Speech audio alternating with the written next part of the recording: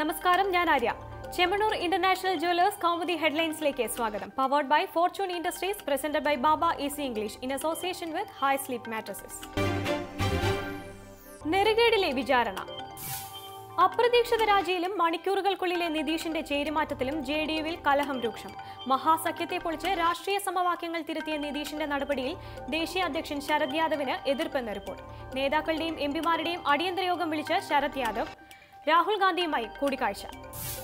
നിതീഷിന്റെ നടപടിയെ രൂക്ഷമായി വിമർശിച്ച് RJDയും കോൺഗ്രസും. നിതീഷ് അവസരവാദിയെന്ന് രാഹുൽ ഗാന്ധിയും സംഘപരിവാറുമായി ചേർന്ന് നിതീഷ് ബീഹാറിലെ ജനങ്ങളെ വഞ്ചിച്ചെന്ന് ലാലു പ്രസാദ് യാദവും.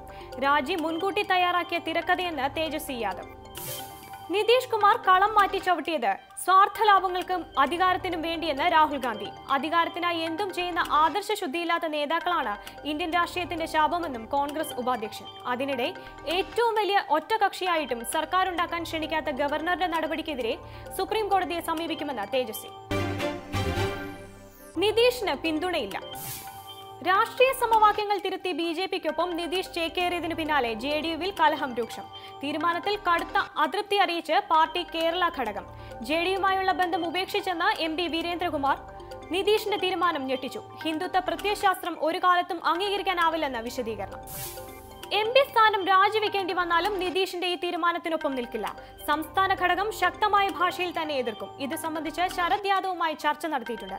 ജെഡിയുവിന്റെ എല്ലാ നേതാക്കളും ഒപ്പം നിൽക്കണമെന്നും ഫാസിസത്തിനെതിരായ പോരാട്ടത്തിൽ രാജ്യസഭാംഗത്വം പ്രശ്നമല്ലെന്നും വീരേന്ദ്രകുമാർ. അതേസമയം BJPയുമായി കൈകോർത്തത് ബീഹാറിന്റെ താൽപര്യം കണക്കിലെടുത്തെന്ന് നിതീഷ് കുമാർ. പ്രാധാന്യം കൊടുക്കുന്നത് സംസ്ഥാനത്തിന്റെ വികസനത്തിനും നീതിക്കും. ഇത് കൂട്ടായ തീരുമാനമെന്നും സർക്കാർ ലക്ഷ്യം ജനങ്ങളുടെ പുരോഗതിയെന്നും ബീഹാർ മുഖ്യൻ. ദുരൂഹതയുടെ ചുരുളഴിച്ച്. നടിയെ ആക്രമിച്ച കേസിൽ അന്വേഷണം വ്യാപിപ്പിച്ച പോലീസ്. വിഷയത്തിൽ ഗായിക റിമി ടോമിയെ ചോദ്യം ചെയ്ത് അന്വേഷണ സംഘം. ദിലീപും കുടുംബവുമായി ഏറെ അടുപ്പം പുലർത്തിയിരുന്ന റിമിക്ക് സംഭവത്തെക്കുറിച്ച് നേരത്തെ അറിയാമായിരുന്നു എന്ന നിഗമനത്തിൽ പോലീസ്. നടി ആക്രമിക്കപ്പെട്ട വിവരം എങ്ങനെ അറിഞ്ഞെന്നും ഇതിനുശേഷം ആരെയൊക്കെ വിളിച്ചു എന്നും ചോദ്യം ചെയ്യലിൽ പോലീസ്. കേസിൽ റിമിയിൽ നിന്ന് നേരിട്ട് മൊഴിയെടുക്കാൻ ആലോചന. ഫോൺ വിളികളുമായി ബന്ധപ്പെട്ട റിമിയുടെ മറുപടികളിൽ പൊരുത്തക്കേടുകളെന്ന അന്വേഷണ സംഘം. ദിലീപുമായി ഗായിക നടത്തിയ സാമ്പത്തിക വിവരങ്ങൾ സംബന്ധിച്ച തെളിവുകൾ ലഭിച്ചതിനാൽ ഇതു സംബന്ധിച്ചും ചോദ്യം ചെയ്യലുണ്ടാകും. അതേസമയം തനിക്ക് അനധികൃത സ്വത്ത് സമ്പാദം ഇല്ലെന്ന് റിമി ടോമി. ഉണ്ടെങ്കിൽ ആദായ നികുതി പരിശോധനയിൽ കണ്ടെത്തുമായിരുന്നു. ദിലീപുമായി സാമ്പത്തിക ഇടപാടുകളില്ലെന്നും മൊഴി. അതിനിടെ ദിലീപിന്റെ അമേരിക്കൻ താരനിശയിൽ പങ്കെടുത്തവരുടെ മൊഴി രേഖപ്പെടുത്താനും പോലീസ് തീരുമാനം. സെന്നിന് വീണ്ടും കുരുക്ക്. കൊച്ചിയിൽ ആക്രമിക്കപ്പെട്ട നടിക്കെതിരെ മോശം പരാമർശം നടത്തിയെന്ന പരാതിയിൽ TP സെൻകുമാറിനെതിരെ അന്വേഷണം ആരംഭിച്ച് പോലീസ്. ADGP B സന്ധ്യയുടെ നേതൃത്വത്തിലുള്ള അന്വേഷണം തിരുവനന്തപുരത്തെ സ്ത്രീ കൂട്ടായ്മ നൽകിയ പരാതിയിൽ. മുൻ പോലീസ് മേധാവിക്കെതിരായ ആരോപണം ഒരു വാരികയ്ക്ക് നൽകിയ അഭിമുഖത്തിൽ നടിയെ മോശമായി ചിത്രീകരിക്കുന്ന പരാമർശം നടത്തിയെന്ന്. കേസിൽ സെൻകുമാറിന്റെ മൊഴിയെടുക്കുമെന്ന് അന്വേഷണ സംഘം. മുൻ DGPയുടെ പരാമർശമടങ്ങുന്ന പെൻഡ്രൈവ് ലഭിച്ചതായി crime branch.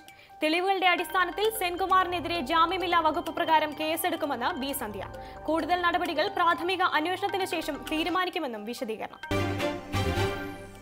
Chemmanur International Jewellers Kaumudi headline സമാപിക്കുന്നു. Powered by Fortune Industries, presented by Baba Easy English in association with High Sleep Mattresses. അടുത്ത ഹെഡ്ലൈൻസ് 1 മണിക്കൂറിന് ശേഷം. നമസ്കാരം.